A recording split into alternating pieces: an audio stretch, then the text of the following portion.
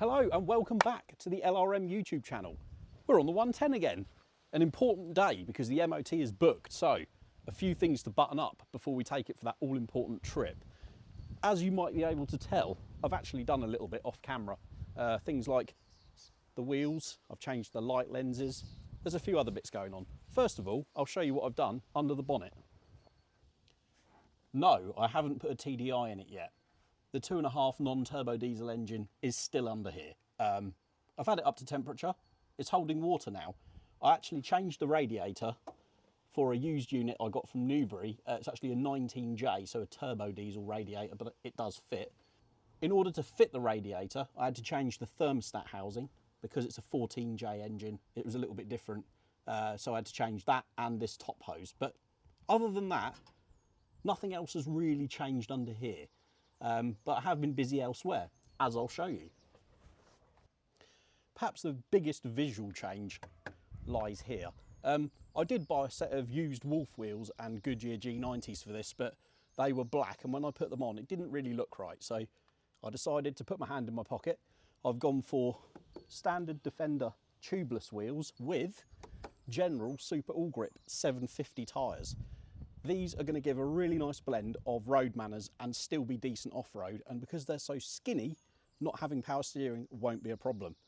I've also gone all out and undersealed the Land Rover. Knocked all the loose rust off. I've done Dinatrol on the inside and good old-fashioned wax oil on the outside, so that should keep it preserved for a few years longer. You join me inside the Land Rover, and as you can see, things have moved on quite nicely. Because the footwells have been repaired, we can put the transmission tunnel back in, and I've put the floor plates back in as well with dum-dum putty between surfaces to keep water out, in theory. You might notice that the driver's seat is currently missing. That's because it's awaiting being retrimmed. The passenger seat, however, is looking beautiful, so hopefully it comes out as well as that. That then will allow us to drive it to an MOT, which is only a good thing. However, there is one thing that I'm quite looking forward to addressing, so let's go and do that now. Now, if you cast your mind back to when we picked this Land Rover up in the first place, if you haven't already watched that video, go back and have a little look, it's quite good. You may remember the original front bumper, which had been overpainted numerous times. It had 4 very ropey spotlights screwed into it, and twin toe balls for some reason. I've got rid of that. I had to cut it off anyway because the bolts were all seized and going to snap. But I have a nice replacement. This is a galvanised bumper from Britpart, and it's what would have come on this originally. Not only do you get a lovely bumper, but you also get stainless steel fixings, so they won't snap off again. I'm going to crack on and get this fitted because it's going to totally transform the front of this Land Rover.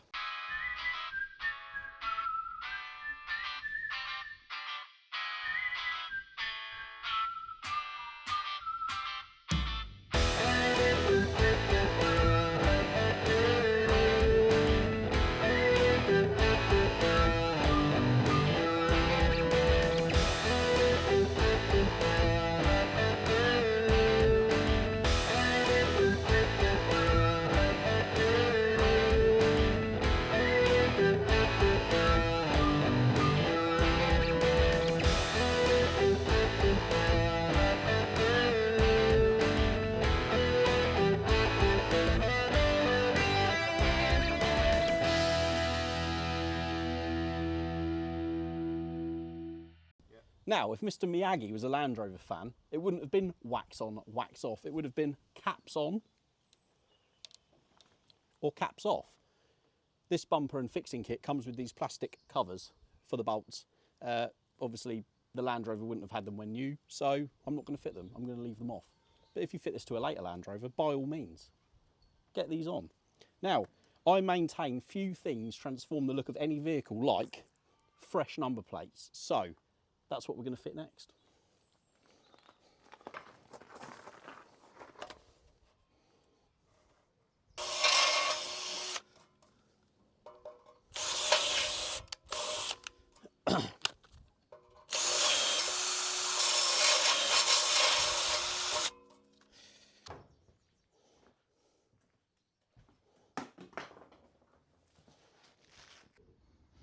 So this is what we got with the 110.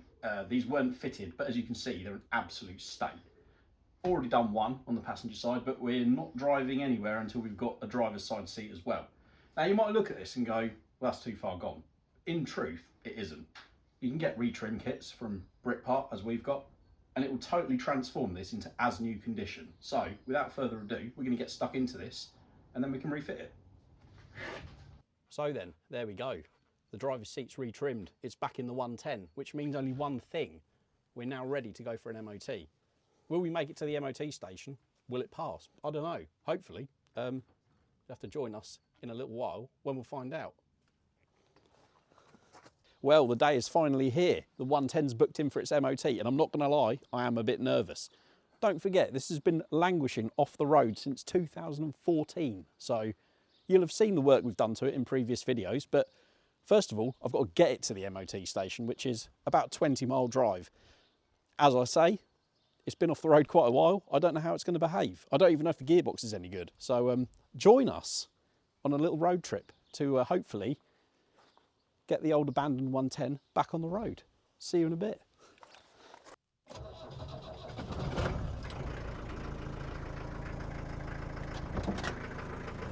Here we go then. She's fired up. Let's get underway. I'm actually really nervous.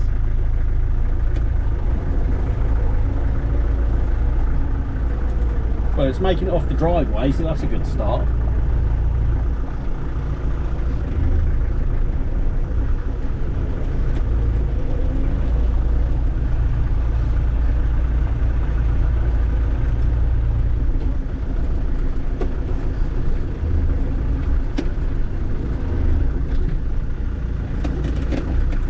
Oh yeah, no power steering. I forgot about that. Right, we're off.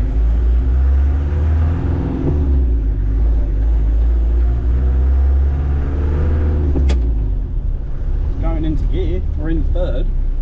Things are happening. Oh, shift down to second.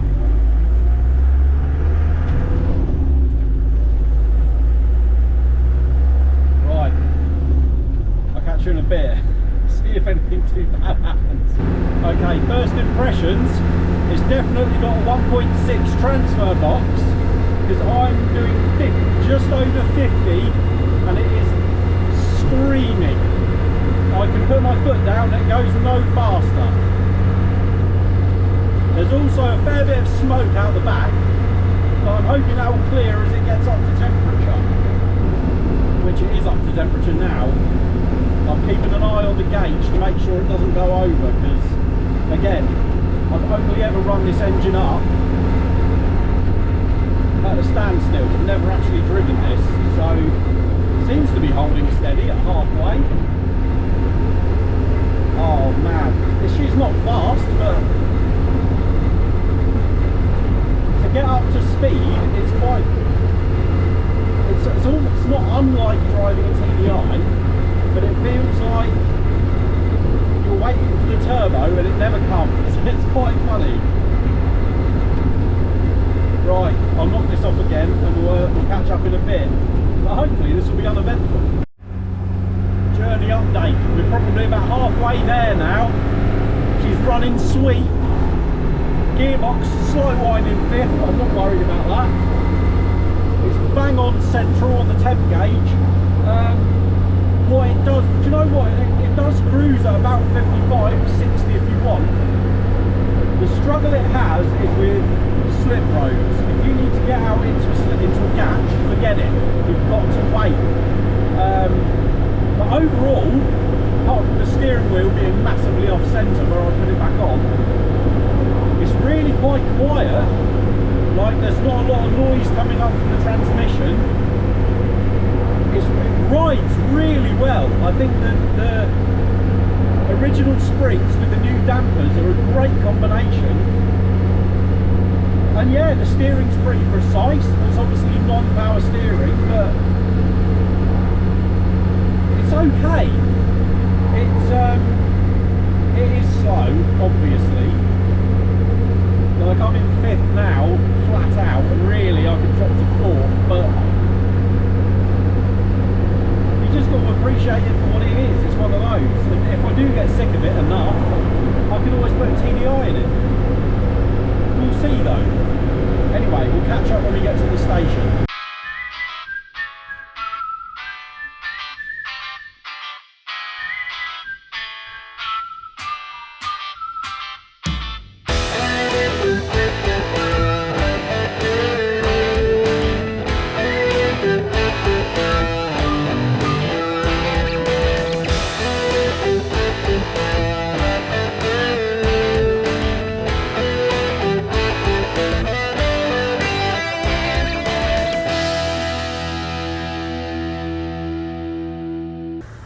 Here we are then, we've made it to the test centre. Steve's here, backup Steve's here.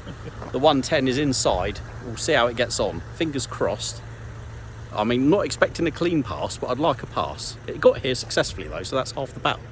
See how we get on. 1 hour later. Well, the MOT gods were smiling down on us because look, we've got a ticket. A couple of advisories. One's for one of the brakes is dragging a little bit on one side and an oil leak, which is from the sump gasket. Overall, I'm really happy with that result. For a vehicle that's not been on the road for as long as it has, to go through first time is a right result in my book. What am I going to do with it next? I actually don't know. Probably enjoy it, but you'll see that on the LRM YouTube channel. So don't forget to subscribe. See you later.